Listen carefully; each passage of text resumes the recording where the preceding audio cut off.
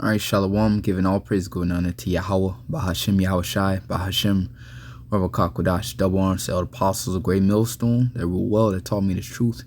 Peace, love, and blessings also to you, sincere laborers, brothers on the highways and the byways, giving all diligence to make that call and election sure, and also blessings to you few sisters out there listening, learning, believing.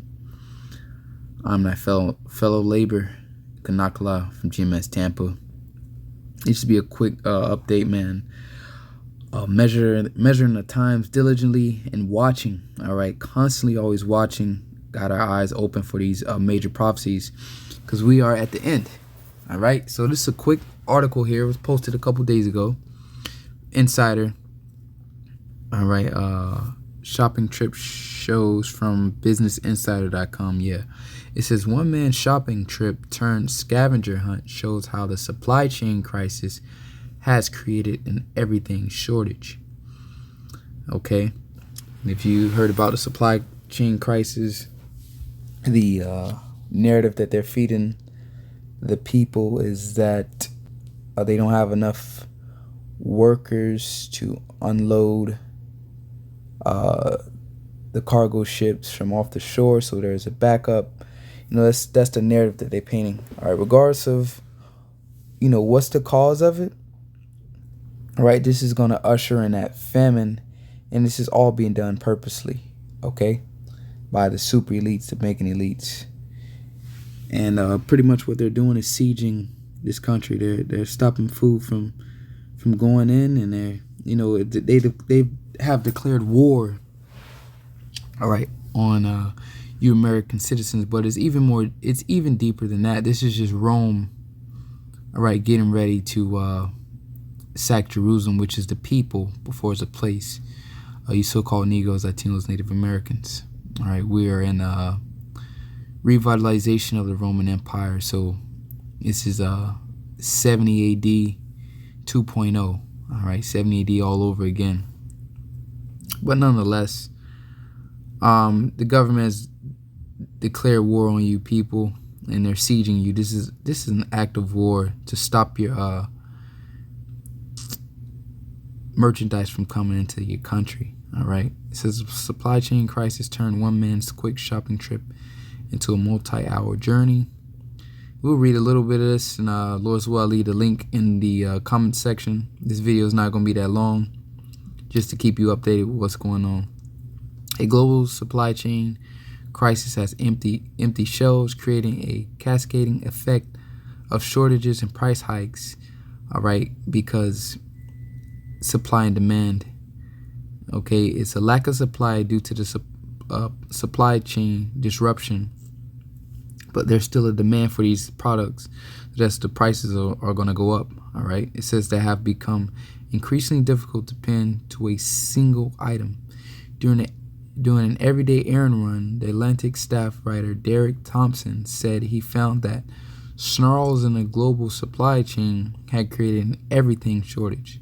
Thompson said what should have been a quick errand run for an at-home blank test, some paper towels and prescription drugs, turned into a sort of multi-store scavenger hunt. So now instead of the one-stop shop, you got to go to multiple stores just to get all the items you needed. All right, the shopper went to CVS, whose at-home blank test and paper towels had sold out.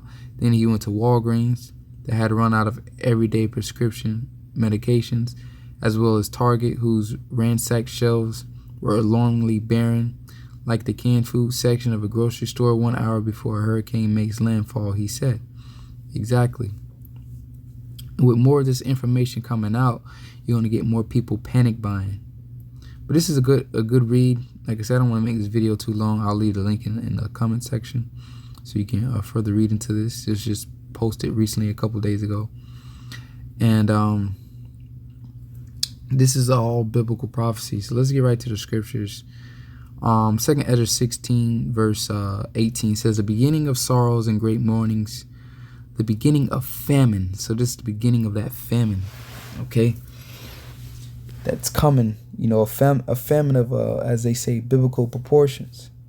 That's what's getting ready to happen. It says, in great death, and the beginning of wars, and the powers shall stand in fear, the beginning of evils. What shall I do when these evils shall come? This is the prophet Ezra seeing these visions of these shortages, which he describes as famines, because all the farmers during this whole pandemic, they even said that they've been forced to destroy their crops, and they've been paid to do so. Okay, to dump out all the milk and everything. They've been forced to pretty much destroy their food supply, the farmers. So if the farmers have been forced to destroy their food supply, then they're not allowing food to get in. That's it, pretty much creating a famine. Okay, it says, behold, famine and plague and tribulation and anguish are sent as scourges for a moment. And let's jump right down to the 22nd verse. Verse 22 says, for many of them that dwell upon the earth shall perish of famine. So Ezra saw a lot of people dying from famine. So this is getting ready to happen. So a lot of you people are going to starve to death. And the scriptures speak about how that's like almost, if not the worst way, but one of the worst ways to die, man. Okay. It says, for many of them that dwell upon the earth shall perish of famine, and the other that escape the hunger shall the sword destroy. So those that do have food, that have been prepping, ultimately you're going to be destroyed by the sword.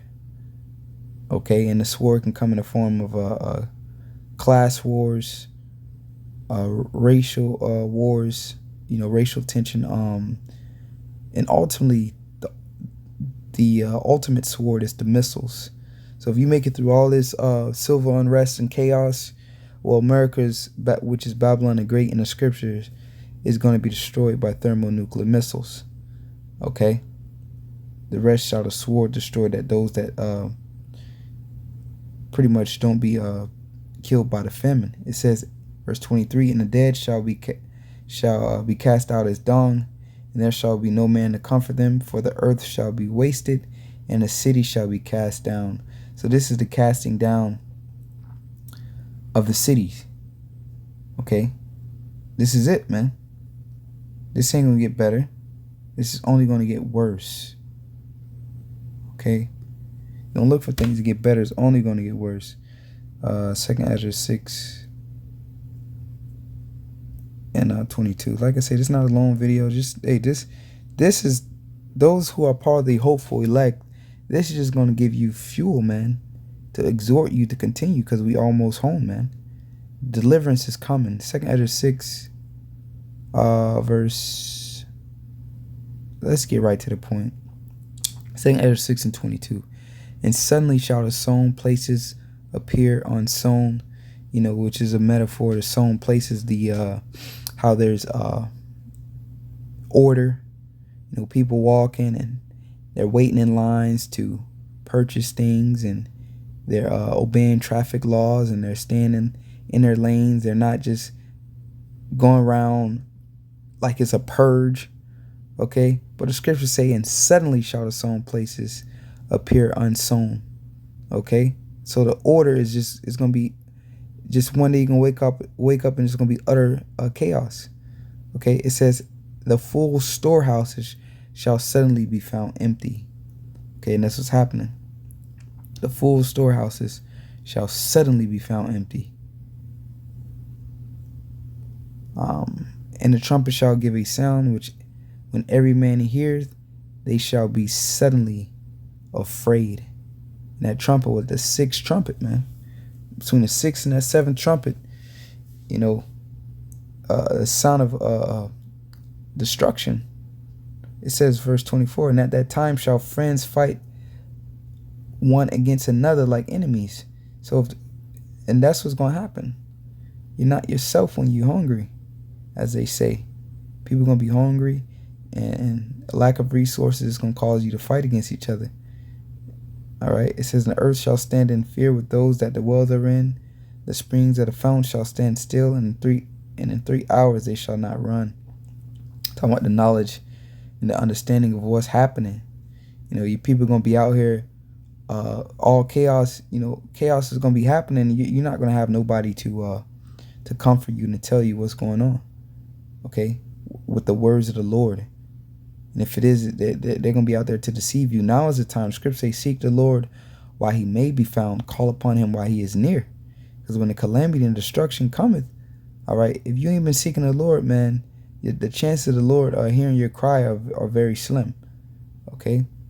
Whosoever remaineth from all these that I have told thee shall escape and see my salvation and the end of your world, okay? So this is the end of the world, meaning the end of this age, all right, the end of this rulership, okay? A new rulership is coming. Yahweh Shai is coming, the one who ignorantly calls Jesus Christ. He's coming to declare war on all these nations and set up a righteous kingdom, because this is a wicked kingdom, okay?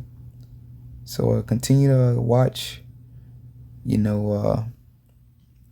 if you can, buy you a little extra food here and there. Stock up on a little extra food. Don't put your faith in all that food, because that's carnal, because shit can pop off and you might not be home. Okay? You might not have access to the food. Anything could happen, but it is wise to stock up on a little bit of food. But our main trust, all right, is in the Lord. The Lord is going to deliver us through these famines. All right, matter of fact, we can close out with that. This is Psalms chapter 33. We start at 18. And it reads, behold, the eye of the Lord, his name is Yahweh, all right, is upon them that fear him, upon them that hope in his mercy. And that's what we hoping in, a mercy. All right, and we fear the Lord. That's why we doing what we're supposed to do. It says, verse 19, to deliver their soul from death and to keep them alive in famine. Our soul waiteth for the Lord. He is our help and our shield. Okay. I'll finish out the last couple verses. It says, for our heart shall rejoice in him, because we have trusted in his holy name. Let thy mercy, O Yahweh, Ba'ashem Yahushai, be upon us according as we hope in thee. Okay, so the Lord said he's going to keep us alive in famine. Now, did the Lord give us wisdom? Yes, absolutely. So if you can buy a few extra goods here and there, get you a few cases of water, just in case you have to wait it out a couple days, so be it. But ultimately, our faith in the Lord, he's going to deliver us during a time of famine. All right, no matter what happened. So until next time, say a shalom.